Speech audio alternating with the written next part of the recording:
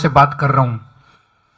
दिल्ली को भारतीय जनता पार्टी की केंद्र सरकार ने और खासकर अमित शाह जी ने देश की क्राइम कैपिटल बना के रख दिया है। इतने ज्यादा अपराध हो रहे हैं, इतने ज्यादा अपराध हो रहे हैं, खुलेआम चोरियां हो रही हैं, डकैती हो रही है, चेन स्नैचिंग हो रही है, महिलाओं का घर से निकलना मुश्किल हो गया है, गैंग वॉर हो रहे हैं।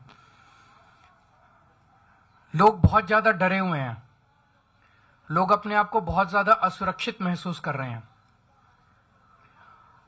भारतीय जनता पार्टी को और इनकी केंद्र सरकार को दिल्ली के लोगों से कोई लेना देना नहीं है। ये लोग तो दिल्ली वालों से नफरत करते हैं और इसी नफरत का नतीजा है कि आज 25-27 साल से भारतीय जनता पार्टी दिल्ली की सत्ता में नहीं आ पाई है। लेकिन हमें तो लेना देना है। दिल्ली के लोग तो हमारे हैं। दिल्ली के 2 करोड़ लोग हमारा परिवार हैं। अगर दिल्ली में किसी को तकलीफ होती है तो केजरीवाल के दिल में दर्द होता है, मुझे तकलीफ होती है, तो हम चुप नहीं बैठ सकते।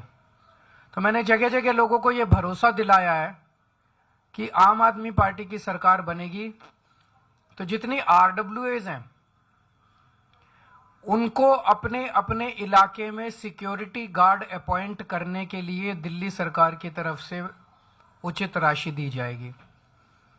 इसके कुछ मापदंड बना लेंगे कि किस आरडब्ल्यूए को कितने सिक्योरिटी गार्ड का पैसा देना है, कितना पैसा देना है, एरिया के हिसाब से होगा या नंबर ऑफ फैमिलीज के हिसाब से होगा, उसका एक मापदंड बना लेंगे।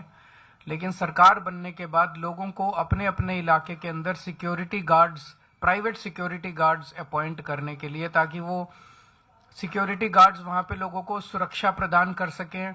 बेसिक सुरक्षा, वैसे तो पुलिस को कोई रिप्लेस नहीं कर सकता और ना ही हमारा मकसद है पुलिस को रिप्लेस करने का, लेकिन अपने अपने इलाके के अंदर बेसिक सुरक्षा के लिए, ताकि कोई भी चोरी करके भागे तो उसको पकड़ा जा सके, कोई भी अनऑथराइज्ड लोग अंदर ना आ सकें। इन सब चीजों पे कंट्रोल करने के लिए लोगों को, जैसे हमने पूरी दिल्ली में सीसीटीवी कैमरे लगवाए, अब कोई भी अपराध होता है तो उस सीसीटीवी कैमरे से उस अपराध को कंट्रोल करना आसान हो जाता है, उस अपराधी को पकड़ना आसान हो जाता है। ऐसे ही हम सिक्योरिटी गार्ड आरडब्ल्यूएस के जरिए उनको पैसा देके सिक्योरिटी गार्ड मुहैया कराएंगे। ये भी हमारी एक गारंटी है इस चुनाव के अंदर। अगर आपके कोई एक आध क्वेश्चन है तो बता दीजिए। बीजेपी धरना पार्टी बन गई है। रोज इनके लिए मैं सोच रहा हूँ एक टेंट लगवा देता हूँ बाहर, मेरे घर के बाहर, और परमानेंटली ये भी 100-200 आदमी वहां बिठा दें। रोज बस बैनर बदल लिया करें कि आज इसके लिए धरना कर रहे हैं, आज उसके लिए धरना कर रहे हैं। इनके जैसे झूठे और दोगले लोग नहीं है। कल मैं इलेक्शन कमीशन किस लिए गया था?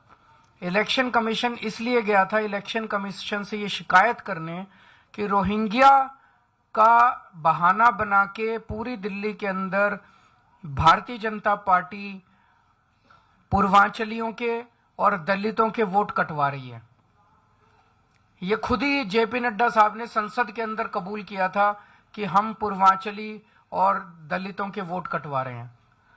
कल उसी की शिकायत करने के लिए मैं गया था कि पूर्वांचलियों के वोट कटवा रहे हैं, और ये मेरे ऊपर उलझुल वो लगा रहे हैं।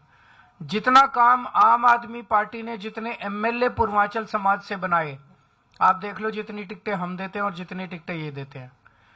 पूर्वांचल से जितने लोग आते हैं वो कच्ची कॉलोनियों में रहते हैं। कच्ची कॉलोनियों के अंदर 2014 के पहले जीना मुश्किल था, नरक की जिंदगी थी, कीचड़ ही कीचड़ रहता था, कोई विकास नहीं था। सुप्रीम कोर्ट और केंद्र सरकार के ऑर्डर्स के मुताबिक वहां विकास नहीं हो सकता था। कच्ची कॉलोनियों में 90% से ज्यादा लोग पूर्वांचली रहते हैं। मैं भारतीय जनता पार्टी से पूछना चाहता हूं, 10 साल के अंदर आपने कच्ची कॉलोनियों के लिए क्या किया? एक भी सड़क बनवाई इन्होंने? एक भी गली बनवाई इन्होंने पूर्वांचल समाज के लिए?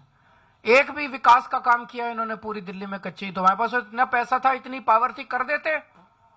दिल्ली की सारी कच्ची कॉलोनियों में सड़कें बनवाई, गलियां बनवाई, सीसीटीवी कैमरे लगवाए, नालियां बनवाई, सीवर के कनेक्शन दिए, पानी की पाइपलाइन डलवाई, अस्पताल बनवाए, मोहल्ला क्लिनिक बनवाए, स्कूल बनवाए, उनको इज्जत और सम्मान की जिंदगी दी है मैंने। आज जिन कच्ची कॉलोनी में 3,000 रुपए गज का रेट था 2015 में, आज वहां 1 लाख रुपए का ऊपर का गज का रेट है और लोगों को सम्मान की जिंदगी मिली है। भारतीय जनता पार्टी ने क्या किया? केवल धरने प्रदर्शन करते हैं ये लोग। गंदी राजनीति करते हैं ये लोग, काम नहीं करते, काम इनसे कुछ नहीं होते।